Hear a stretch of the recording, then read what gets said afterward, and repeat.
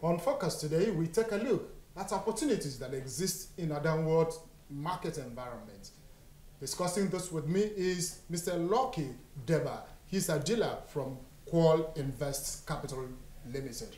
Lucky, welcome. Oh, thank you. When trading at the exchange, gets weak and market prices are down, companies are also losing revenue, what should a forward-looking investor do at that time? Well, the capital market being a long-term market, what to do as a forward-looking investor, especially investors that have a long-term horizon, they have two strategies to pursue. First of all, they can pursue an averaging strategy. As the market is going down, the prices are going down, they can be buying in piecemeal to average their carrying cost of their investments. So let's say by the time you keep on buying at a lower price, your average cost of carrying that investment will reduce. And by the time the market recovers, you see within a short while, you'll be in profit because you're able to bring down your average cost. Then the other strategy an investor can pursue in a downward trending market, well, the investor can decide to, especially when they have a forecast, the market will still drop further, he can even sell and take some losses, and at support level, he can come in and buy additional security with the same value of money. By the time the market recover whatever loss he has made and still be in profit. Mind you, it's a long-term market, and no trend exists forever. After some time, you see support and there will be trend reversal. Let's talk about a market being a long-term one. What is the idea of long-term? How long is the long-term? Well, the idea of a long-term is that the instruments are not redeemable, which is the shares. The only window the investor has is to sell to another investor.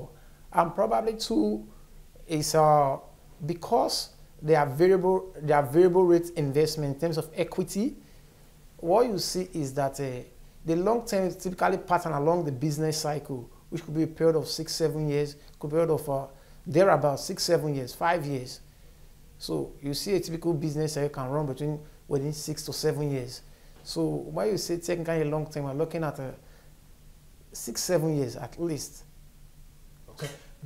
This idea that you should buy stock when the prices are down so that you sell at a premium when it's higher, is it always the case? Or there are occasions when prices are up and you see so many people following the up prices?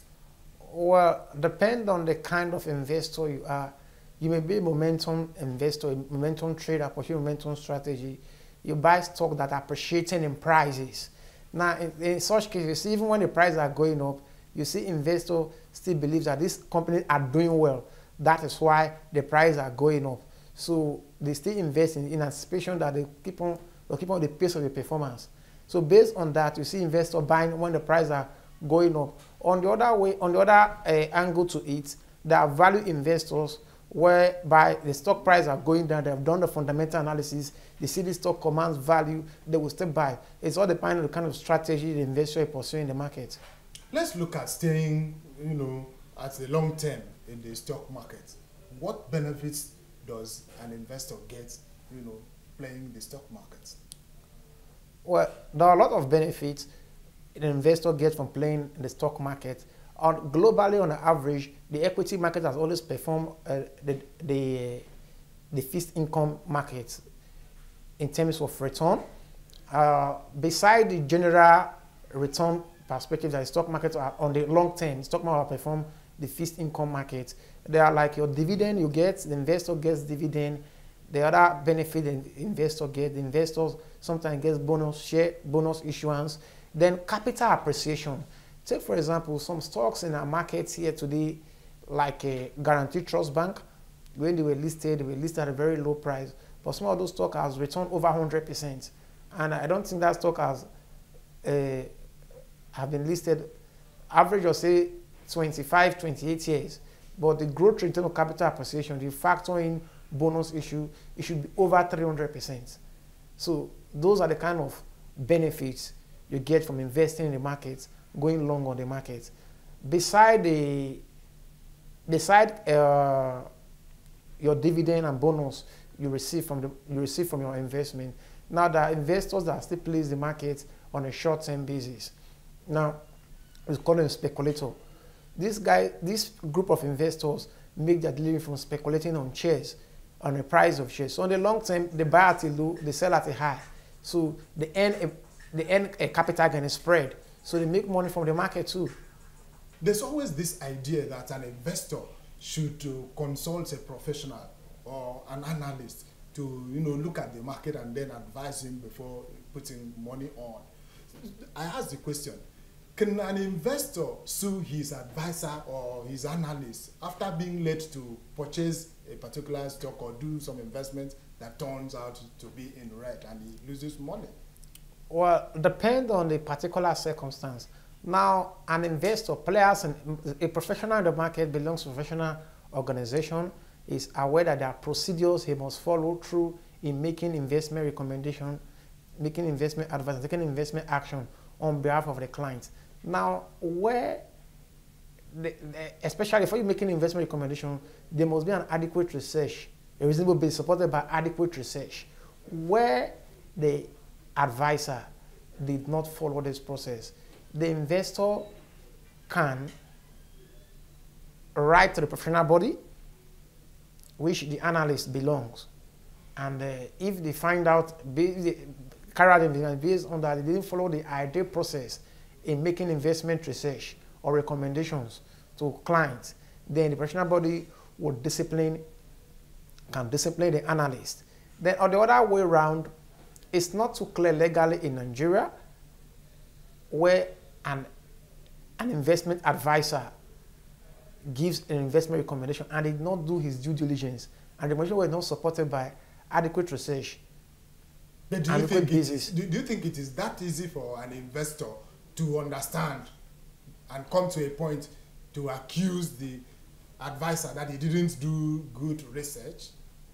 Well, fine. It's difficult for the investors to understand, but that's why the capital market is regulated. The regulators specify the quality of professionals that operate in the market. So now we have cases whereby investors make complaints to a professional body and they look at the investors. Ordinarily, before as advisors, before especially retail investor, we want to understand the investor's objectives, risk and return objective, so that we can, and its constraints, so that we can advise him appropriately. Ideally, what we do is that we provide the investors, we try to understand his return, his risk objective, and put them in a statement called the investor's policy statement. So based on this, what is stated in this policy statement, we now advise what he should invest in and where not to invest. For example, let's say a 75-year-old man, I can't tell him to put money in an IPO of a startup or an IPO of, say, a company that is not well established, because the cash flow will still be very risky, or I cannot allocate 80% of his fund to a variable return instrument. So in that case, I use the investor's age, his own circumstances, his wealth, and his own return objective. Typically, an investor of 70 needs current income to sustain itself. So based on the data I've collected in the policy, it will guide what the kind of investment recommendation I will recommend to the client.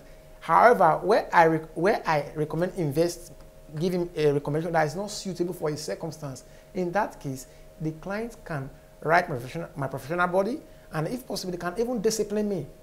Let's leave it there, Mr. Djebah. Thank you for coming on the show. A pleasure. I've been speaking with Mr. Lucky Djebah, who is a dealer with Qual Invest Capital Limited. Back to you. And that's it for Business Week. I leave you with the graphics of commodities market. Join us again same time next week for a fresh edition. I am Yemisi Lanredo.